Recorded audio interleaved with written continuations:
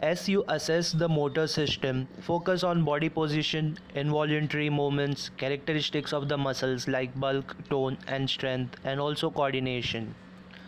Observe the patient's body position during movement and at rest. Involuntary movements. Watch for involuntary movements such as tremors, tics, chorea, or fasciculations. Note their location, quality, rate, rhythm, and amplitude, and their relation to posture, activity, fatigue, emotion, and other factors. Inspect the size and contours of the muscles. Do the muscles look flat or concave, suggesting loss of muscle bulk from atrophy or wasting? If so, is the process unilateral or bilateral, proximal or distal?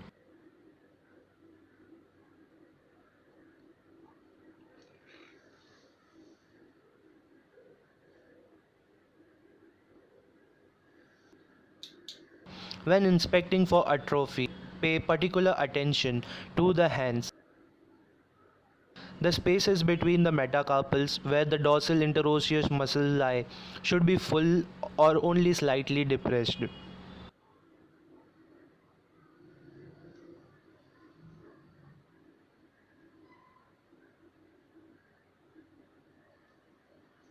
Pay particular attention to the shoulders, thighs, and legs.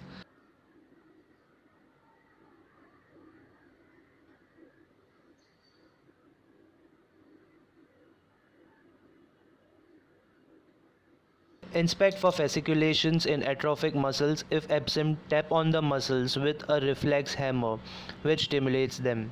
When a normal muscle with an intact nerve supply is relaxed voluntarily, it maintains a slight residual tension known as muscle tone.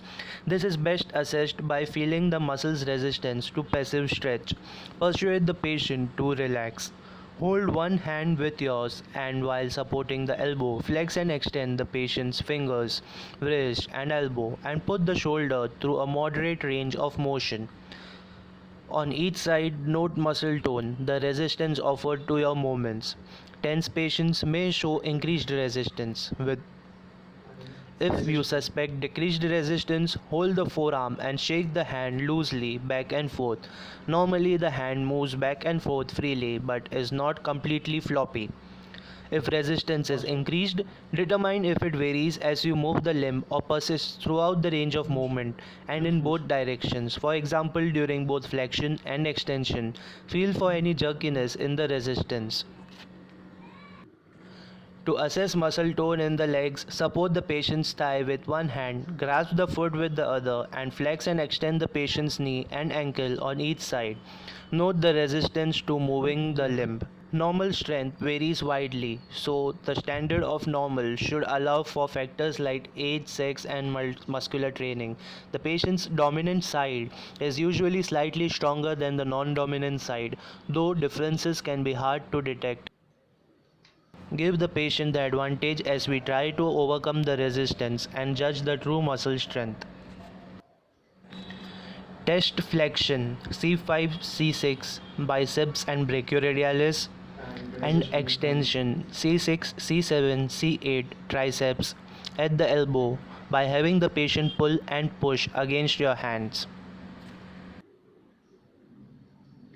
Test extension at the wrist, which is innervated by C6, C7, C8 radial nerve, extensor carpi radialis longus and brevis, by asking the patient to make a fist and resist as you press down. Okay. Now keep it downwards. Resist from moving it up.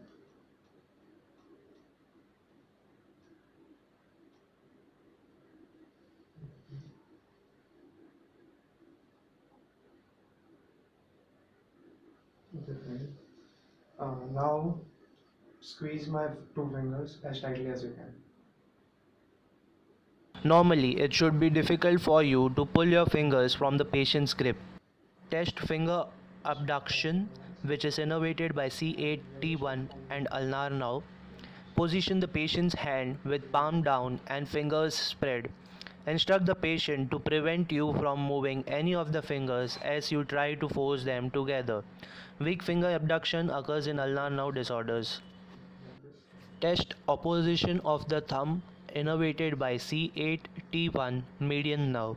Ask the patient to touch the tip of the little finger with thumb against your resistance.